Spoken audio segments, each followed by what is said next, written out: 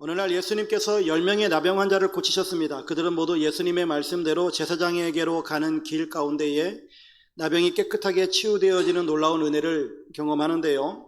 그 중에 한 사람만 예수님께로 돌아와서 감사의 마음을 표현합니다. 그는 사마리아 사람이었다라고 누가복음에 말씀하고 있는데, 예수님께서는 돌아온 그 사람에게 내 믿음이 너를 구원하였다라고도 말씀하십니다.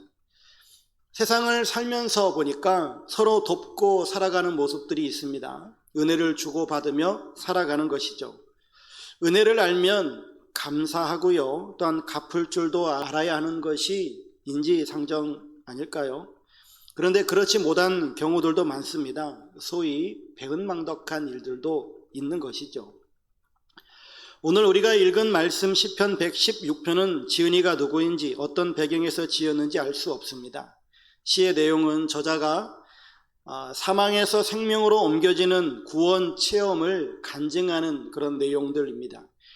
이 시편 116편, 이 시인이 자신의 기도에 하나님께서 응답하셨다라고 하는 그 내용들을 말씀해 주고 있는데, 1, 2절을 보면 그로 인해서 시인은 이제 평생 하나님께 기도하며 살겠습니다 라고 말하고 있고, 3절에서 9절은 자신의 이제 그 구원 간증 체험에 관한 내용들이고, 10에서 19절은 이제 내가 이렇게 하나님 앞에 살겠습니다 라고 하는 것들을 크게 두 가지로 결단하는 내용입니다. 이제 본문 말씀을 좀 나누게 되어지면 12절에 보면 시인은 질문을 하죠. 내게 주신 모든 은혜를 내가 여호와께 무엇으로 보답할까? 사실 이것은 질문이라기보다는 결단이라고 볼 수 있겠죠. 내게 주신 은혜를 갚기 원합니다 라고 하는 이 결단일 텐데, 그 구체적인 감사의 내용이 13절, 14절에 나오고 있습니다. 13절에 보면 시인은 내가 구원의 잔을 들고 여호와의 이름을 부르겠다라고 말하고 있습니다. 여기서 말하는 구원의 잔이라고 하는 것은 이제 감사의 의미를 이제 감사제로 표현하는데, 그 감사제를 드릴 때 이제 전제, 즉 포도주를 부어 드리는 그것을 의미하는 것이죠. 여호와의 이름을 부르겠다라고 하는 말은 하나님의 성호를 찬양하면서 그 하나님께 모든 영광을 돌리겠다라고 하는 그런 내용인 것이죠. 시인은 하나님께서 그에게 허락하신 은혜를 보답하는 첫 번째 방법으로 하나님을 찬양하며 살겠습니다 라고 하는 그런 내용으로 지금 고백하고 있는 거예요. 이 말씀을 읽으면서 여러분 어떤 생각이 드세요? 내가 하나님 앞에 어떤 큰 은혜를 받았는데 하나님을 내가 찬양하며 살겠습니다 라고 이렇게 고백하니까 좀 실망감이 들지 않습니까? 좀 시시하다라고 생각되지 않으신가요? 3절에 보게 되어지면 그가 어떤 상황에서 구원받았는가라고 하는 것을 알 수 있는데, 사망에서, 스올, 환난과 슬픔에서 하나님께서 그를 구원하셨다라고 말씀해 주고 있어요.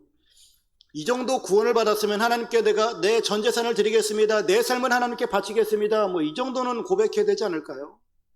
근데 시인은 보면 하나님께 감사 찬양 드리겠다라고 고백하고 있어요.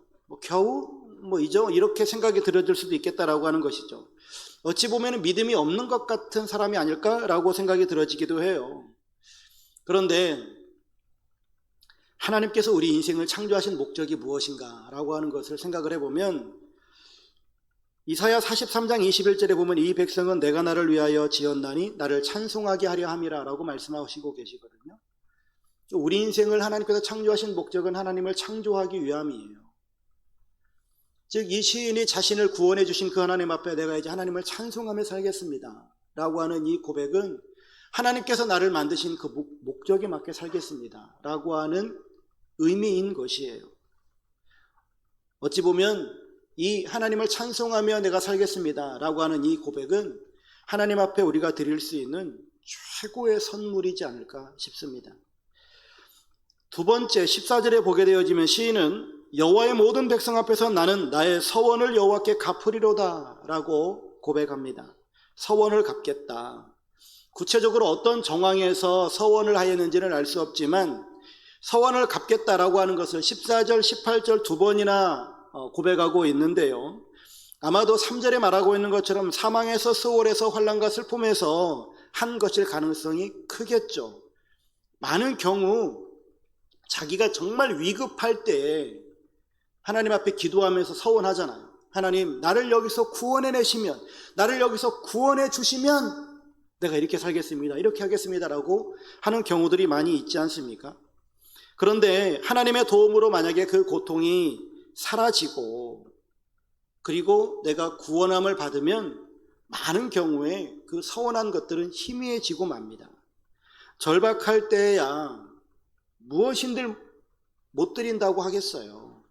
하지만 해결이 난 다음에는 마음과 생각이 달라지는 것이 인지상정이 아닐까 싶은 생각이 들어집니다. 재미있는 예화가 하나 있는데, 실화라고도 하고 만들어낸 이야기라고도 하는데 교훈을 주는 이야기이기도 합니다. 한 사람이 배를 타고 유람을 하는데요, 갑자기 풍랑이 일어납니다. 배가 위태롭고 배가 뒤집어질 것 같은 그러한 상황이 되어지자 이 사람이 하나님께 기도했습니다. 하나님, 나를 여기서 구원해 주십시오. 나를 여기서 구원해 주시면 제가 집을 팔아서 하나님 앞에 드리겠습니다. 헌금하겠습니다. 라고 기도를 했어요. 그런데 방금 전까지 그렇게 막 배가 뒤집어질 것 같은 그 비바람이, 파도가 갑자기 잔잔해진 거예요. 이렇게 잔잔해지고 그가 이제 무사히 집으로 돌아오게 되어졌습니다. 집으로 돌아오게 되어지니까 이제 걱정이 한가득이에요. 아시겠잖아요, 왜 그러는지. 근데 이 사람은 참 믿음이 좋은 사람이에요. 저 같았으면 그냥 없던 일이지 라고 그냥 넘어갈 수도 있는데, 이 사람은 이것이 너무 마음에 걸려서 자기 친구에게 찾아갑니다. 친구 변호사를 찾아가가지고 자기 속사정을 이야기해요. 내가 이만저만해서 이렇게 서원했는데 이거 어떻게 하면 좋냐, 미치겠다, 이렇게 고민을 털어놓는 거예요. 그러자 이 친구가 그 친구에게, 서원한 친구에게 이야기합니다. 야, 뭘 그런 걸 가지고 걱정하냐, 이렇게 해봐 라고 하면서 답을 알려줍니다. 그러자 이 친구가 아주 날아갈 듯이 기뻐하면서 가벼운 마음으로 집을 팔았습니다. 이 변호사 친구가 그에게 알려준 방법은 이렇습니다. 너 집 팔면 되지. 대신에 이렇게 팔아. 집을 팝니다. 집값은 10만 원입니다. 대신에 우리 집을 살 때는 반드시 우리 집에서 키우는 고양이를 사셔야만 합니다. 이 고양이는 10억입니다. 뭔 말인지 이해되시죠? 집을 10만 원에 팔고 고양이를 10억에 파는 거예요. 이거는 두 개는 세트예요. 절대 불가분의 원칙이에요. 같이 한꺼번에 사야 돼요. 이 사람이 그 집을 팔았습니다. 고양이도 팔았습니다. 얼마를 헌금하면 되나요? 10만 원이요. 10만 원만 헌금하면 되는 거예요. 여러분, 하나님이 그 사람한테 서원을 갚으라고 하셨습니까? 하나님이 서원을 안 갚는 사람한테 때리기라도 하신답니까? 근데 우리는 하나님을 그렇게 치졸한 하나님으로 생각을 해요. 내가 서원을 갚지 않으면 하나님께서 나를 때리실 거야. 나에게 심판하실 거야. 나를 망하게 하실 거야. 여러분, 하나님은 빚쟁이처럼 서원을 갚으라라고 말씀하시지 않으세요.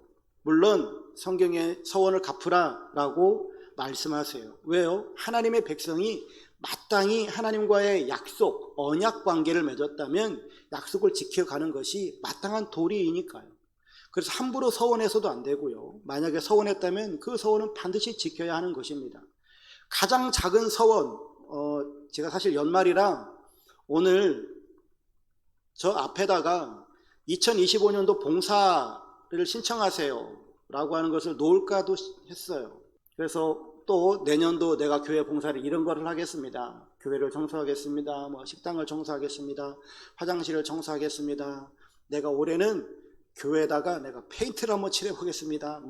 자기 하고 싶은 것들 하려고 하다가 안 놓았거든요. 내가 이렇게 섬기겠습니다 라고 하는 것도 하나님과의 약속이에요. 그것을 잘 지켜가는 것이 우리가 하나님 앞에 서원을 갚는 것이죠. 여러분, 혹시라도 올 한 해 동안 그거 잘 못했다고 하나님 여러분 때리셨나요? 어떻게 역사하실지를 모르는 하나님이고 우리가 하나님을 다 알 수 없으니 꼭 이렇다 저렇다 하고 말하기는 어렵지만 하나님은 그런 하나님이 아니시거든요. 우리는 하나님 앞에 서원한 것이 있으면 그것은 내가 받은 은혜에 감사해서 하나님 앞에 하는 것이 마땅한 거예요. 오늘 이 시인이 하나님 앞에 내가 서원을 갚겠습니다라고 2번이나 고백하는 이 내용, 그가 서원을 갚겠다라고 2번이나 고백해서 그의 믿음이 귀하고 그 믿음이 좋은 것일까요? 아니에요. 시인은요, 오늘 본문에서도 나타나 있는 바이지만 이 시인은 고통 중에 오늘 3절에도 말하고 있는 것처럼 그는 정말 죽음의 위기 가운데서도 하나님을 의지한 사람이에요. 그 현장에서 하나님을 원망하고 불평한 사람이 아니라 하나님을 믿은 사람이에요. 그런 그였기 때문에 하나님께 그의 마음을 표현하고 있는 것이죠. 그런데 여러분, 우리가 생각해 봐야 될 것은 뭐냐면, 내가 예를 들어서 죽음의 위기 가운데 정말 어려운 환경 가운데 놓여져 있을 때에 하나님께서 우리들에게 은혜를 베푸셔서 구원하시는 경우들이 있잖아요. 그러면 내가 그런 구원함을 받을 때 내가 정말 열심히 기도했기 때문에 하나님께서 나를 구원해 주실까요? 없다고는 할 수 없지만 그럴 수도 있겠죠. 그런데 제1원칙은 무엇이냐면 하나님의 성품과 하나님의 언약 때문에 그래요. 성경에서 끊임없이 나오고 있는 하나님의 인자와 하나님의 진실 때문에, 하나님의 그 인애 때문에 우리를 구원해 주신단 말이죠. 조금 있다가도 나오는 내용들입니다.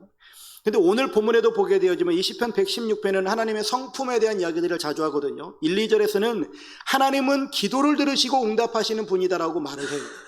하나님은 기도를 들으시는 분이시고 응답하신대요. 5절에는 하나님은 은혜롭고 의로우시며 긍휼이 많으시대요. 6절에는 하나님은 순진한 자를 지키신대요. 7절에는 하나님은 후대하시는 분이시래요. 여기에 보면 하나님께서 어떠한 분이신가라고 하는 것들을 이렇게 딱 설명해 주고 있는데, 이 중에 시인의 성품이 들어가 있는 것은 딱 하나밖에 없어요. 시인의 믿음이 들어가 있는 부분은 하나예요. 6절, 하나님은 순진한 자를 지키신대요. 그러면서 시인이 자기 자신은 순진한 자다라고 하는 것을 말해주고 있어요. 여기서 말하고 있는 순진하다라고 하는 것은 단순하다, 마음이 열려있다라고 하는 뜻이거든요.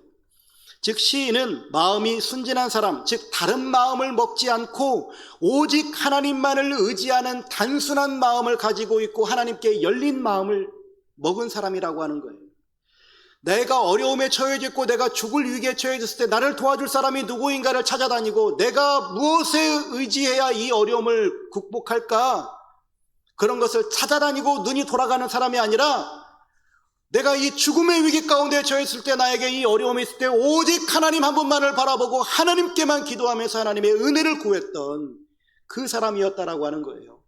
그렇기 때문에 하나님께서 그의 그 순진함, 다른 표현을 하면 순전함, 그것을 바라보시고 하나님께서 그를 구원해내셨다라고 하는 겁니다. 그의 마음이, 그의 믿음이 그러했다라고 하는 거예요. 그의 믿음 가운데 그래서 역사하셨다라고 하는 거죠. 사랑하는 성도 여러분, 하나님께서는 우리를 정말로 사랑해 주시고 우리를 긍휼히 여기시고 우리에게 은혜를 베풀어 주시는데, 우리가 얄팍한 믿음이나 혹은 고통을 모면해 보고자 하는 그런 술수를 부리려고 하는 그런 마음이 아닌, 정말 하나님을 온전히 바라보는 그 사람에게 하나님께서는 더 귀한 은혜를 베푸시는 모습들을 보게 되어집니다. 이런 은혜를 베푸시는 그 하나님 앞에 이 시인은 소원을 갚겠다라고 이야기하는 거예요. 시인은 자신을 사망에서, 수월에서, 환난과 슬픔에서 구원해 주신 하나님 앞에 첫 번째로 그래서 하나님을 찬양하며 살겠습니다. 또 하나는 하나님 앞에 내가 소원을 갖겠습니다 라고 이렇게 지금 고백하고 있는 것이죠. 이어지는 117편에 보게 되어지면 모든 열방이 하나님을 찬양하며 살아갈 것을 명령하고 있습니다. 너희 모든 나라들아 여호와를 찬양하며 그 모든 백성들아 그를 찬송할지어다. 예루살렘뿐만 아니라 열방이 주님을 찬양할 것을 명령하고 있는 거예요. 다시 말하면 모든 열방이 주님의 백성이 되어지는 것을 말씀해 주고 있는 것이죠. 사실 모든 민족은 주님의 자녀고 나라가 되어진다라고 하는 것은 이미 구약 성경에서부터 약속되어진 바거든요. 신명기 32장에도 보면 너희 민족들아 주의 백성과 즐거워하라. 호세아 2장에도 내 백성 아니었던 자에게 향하여 이르기를 너는 내 백성이라 하리니 그들은 이르기를 주는 내 하나님이시라 하리라 하시니라. 네, 모든 열방이 하나님의 자녀인 것이죠. 그러면서 그 열방이 여호와를 찬양해야만 하는 이유가 2절에 설명되어지는데, 우리에게 향하신 여호와의 인자하심이 크시고 여호와의 진실하심이 영원하미로다 할렐루야 라고 말씀합니다. 열방이 여호와를 찬양해야만 하는 이유는 무엇이냐면 하나님은 인자하시고 진실하시기 때문입니다 라고 지금 말하고 있는 것이죠. 이 인자와 진실은 출애굽기 34장 6절에 처음으로 등장하는 말씀인데 이것은 언약 백성들에게 향하신 하나님의 귀하신 성품이에요. 언약 백성들에게 주시는 또한 은총이에요. 이 인자라고 하는 것은 성경에 인자, 인애 이렇게 같이 쓰여지거든요. 여러분 너무 잘 아시는 헤세드예요. 언약에 기반한 사랑인 거예요. 변함없는 사랑으로 번역이 되어져요. 하나님께서는 우리들에게 약속하신 그 사랑을 공급해 주시는 거예요. 이미 창조 때부터 우리들을 구원해 주시겠다라고 약속하신 그 약속에 기반한 사랑을 우리들에게 공급해 주신다라고 하는 것이죠. 진실로 번역되어지는 이 에메드라고 하는 것은 진리, 신실함, 성실함으로 번역이 되어지는데 하나님의 변하지 않은 신실한, 우리는 죽을 듯이 그냥 바뀌잖아요. 화장실 들어갈 때 마음, 나올 때 마음이 너무 다른데 하나님은 변하지 않는 그 신실함으로 또한 성실함으로 진리를 이루어 가신다라고 말씀해 주고 있는 거예요. 시인이 116편에서 내가 하나님의 이런 구원함의 은총을 입었는데 그 구원을 입은 그 은총을 가지고 내가 하나님을 찬양하며 살겠습니다. 내가 하나님 앞에 서원을 갚으며 살겠습니다라고 고백한 이 고백이 시인 한 사람에게만 국한된 것이 아니라 이제는 확장이 되어져서 모든 열방이 하나님을 이렇게 찬양하며 살아가야 될 것을, 그 근거는 무엇이냐면 하나님의 인자와 진실 때문이다라고 오늘 말씀을 우리들에게 주고 계십니다. 문제, 우리가 이 말씀을 묵상하면서 우리의 삶 가운데도 하나님께서 나를 과거에 구원해 주신 그런 은혜가 있지 않겠습니까? 하나님께서 나에게 베푸신 그런 은혜가 모든 이들에게 있을 터인데 과연 하나님의 은혜를 입고 살아가는 사람들에게는 과연 어떠한 삶이 따라야 되는가? 여러분들은 어떻게 하나님 앞에 살아가시겠습니까? 모든 열방이 하나님을 찬양하라라고 하는 명령을 우리가 오늘 받았는데 과연 여러분들은 하나님을 찬양하는 인생을 살아가고 계시는가라고 하는 거예요.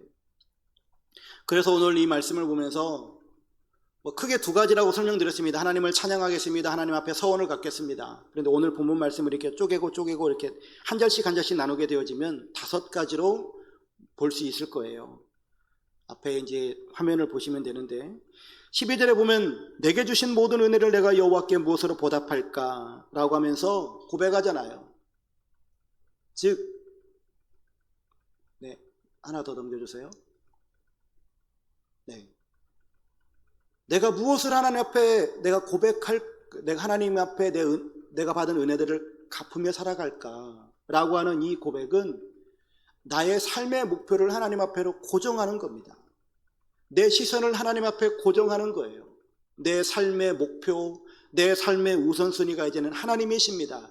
하나님만이 내 삶의 근거가 되어 주십니다. 라고 하는 것이죠. 그리고 13절에 내가 구원의 잔을 들고 여호와 이름을 부르겠습니다. 즉 복음을 증거하며 말씀을 실천하는 삶을 살겠습니다. 라고 하는 것이고요. 나의 소원을 여호와께 갚으리로다. 하나님의 말씀에 순종하는 삶을 살겠습니다. 내가 주께 감사제를 드리고 여호와 이름을 부르겠습니다. 네, 이제는 하나님을 향한 감사의 삶을 살겠습니다. 그리고 117편 1, 2절 말씀처럼 이제는 찬양하며 살겠습니다. 라고 하는 이러한 결단이 우리들에게 있어야 되겠죠. 이것을 오늘 말씀처럼 하나님을 찬양하며 살고 하나님 앞에 서원을 갚는 이러한 삶은 우리가 내 삶의 목표를 하나님께 두고 그리고 그 하나님께서 나에게 베풀어 주신 그 은혜를 날마다 기억하면서 말씀 안에 거하고 말씀대로 순종하며 살아가는 삶을 살겠습니다. 라고 하는 이러한 결단이 여러분들의 삶을 지배하시고 또 여러분들의 삶 가운데 늘 나타나실 수 있기를 주 이름으로 축원합니다. 하나님은 신실하신 하나님이세요. 변치 않는 하나님이시거든요. 그 신실하신 하나님을 우리가 믿으며 하나님께서는 절대 우리를 배반하지 않으신다라고 하는 이 사실을 믿고 그 신실하신 하나님을 찬양하면서 살아가시는 여러분들의 삶이 되시기를 주 이름으로 축원합니다.